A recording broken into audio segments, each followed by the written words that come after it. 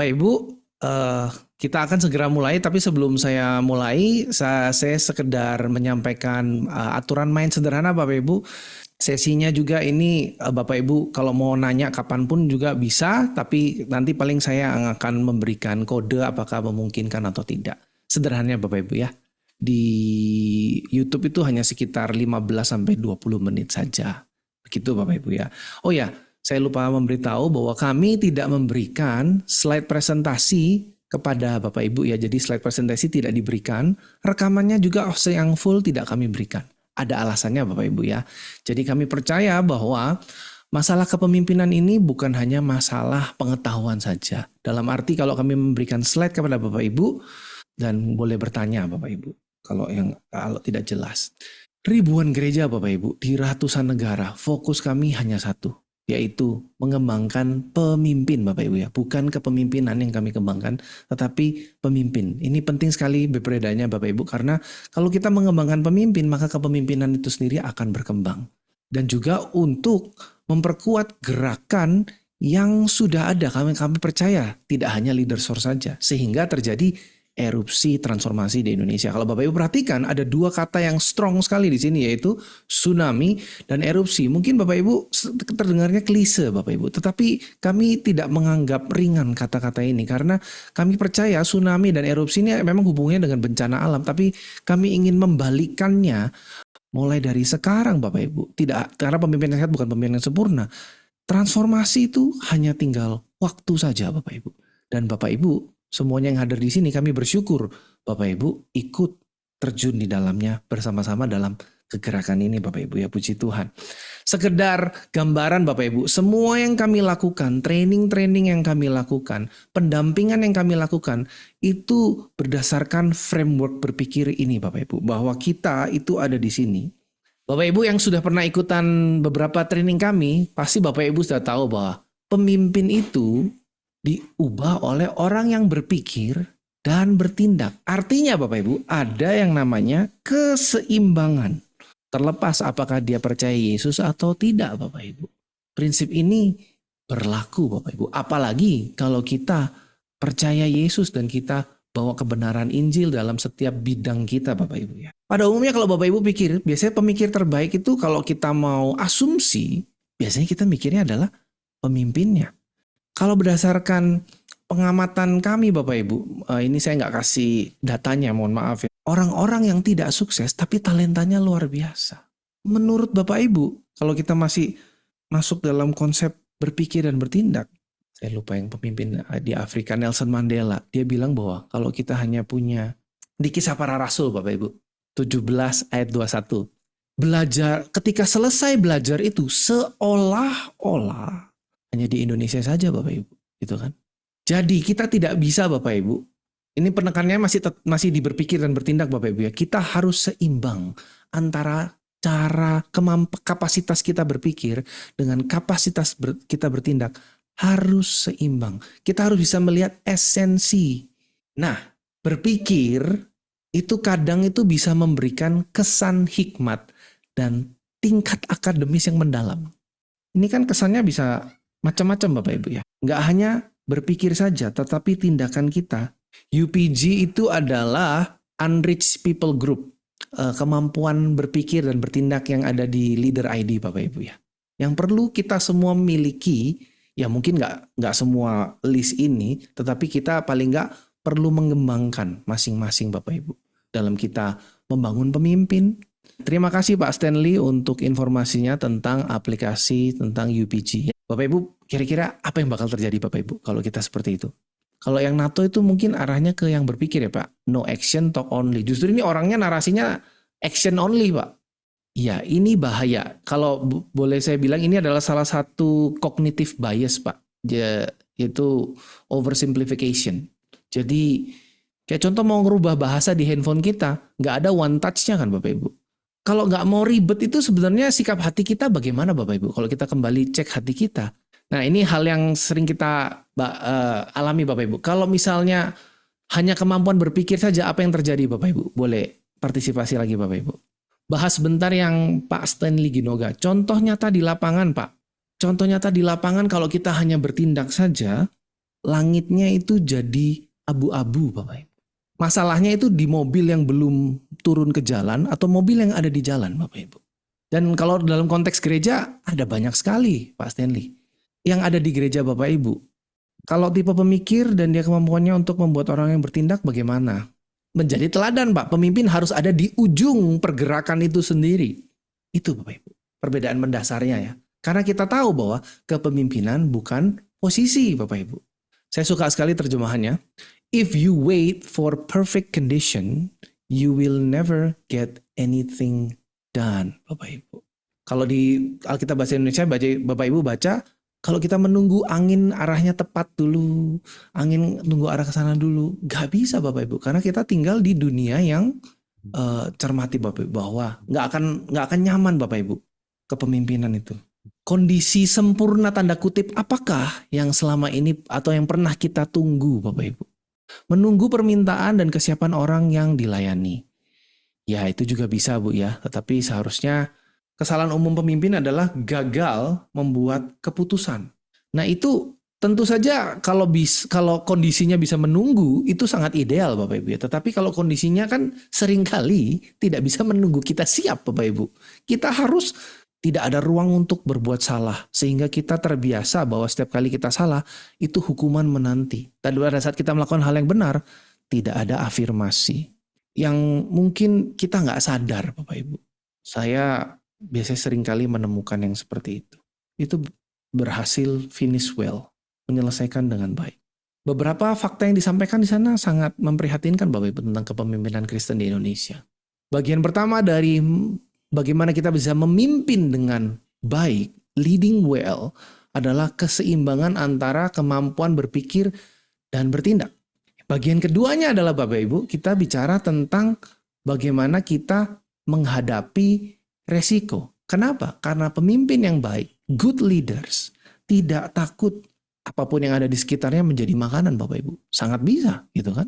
Tetapi Tuhan memberikan ruang, dikasih untuk memberkati 5.000 orang.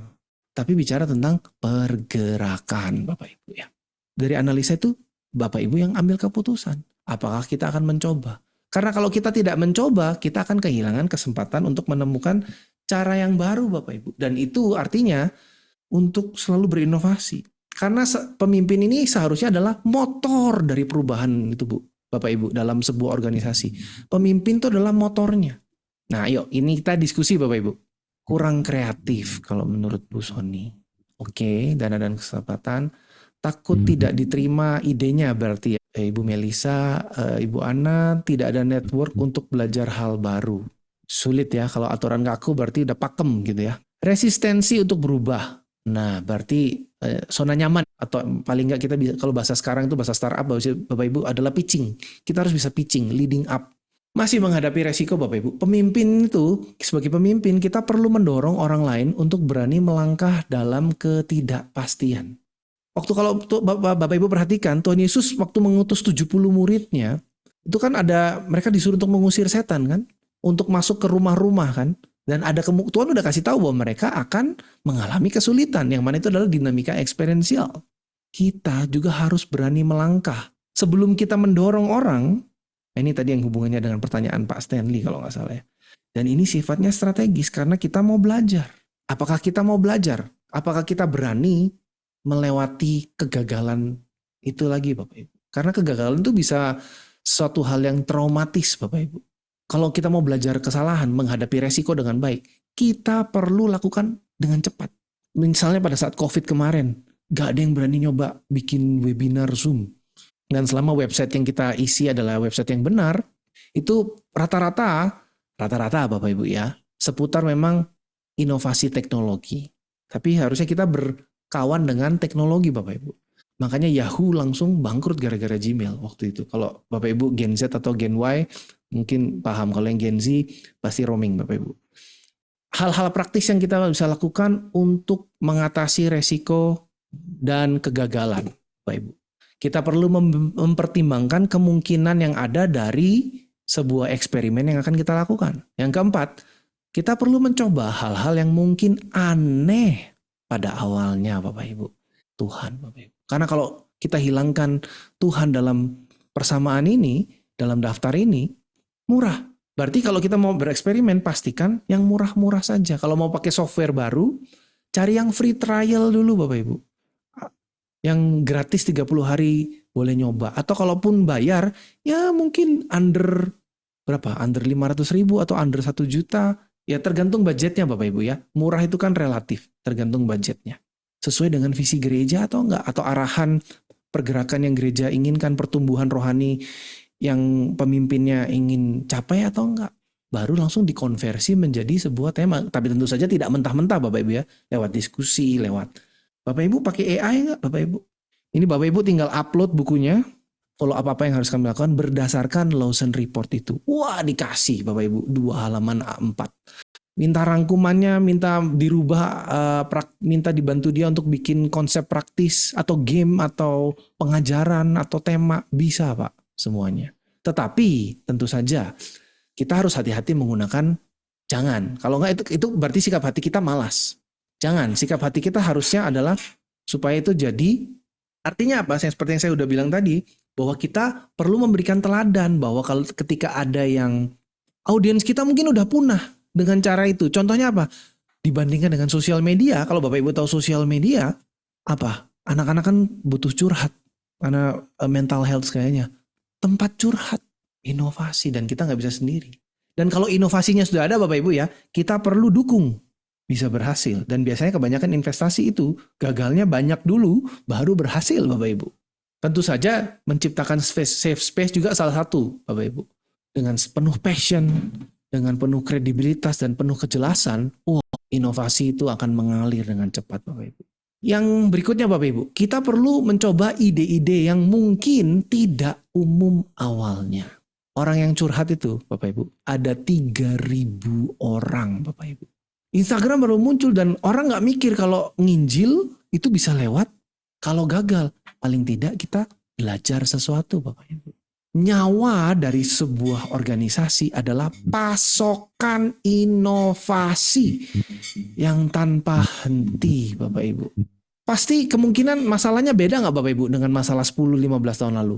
Secara prinsip mungkin sama, tapi bentuknya kan beda Bapak Ibu ya. Harus berikan setiap ide itu kesempatan Bapak Ibu.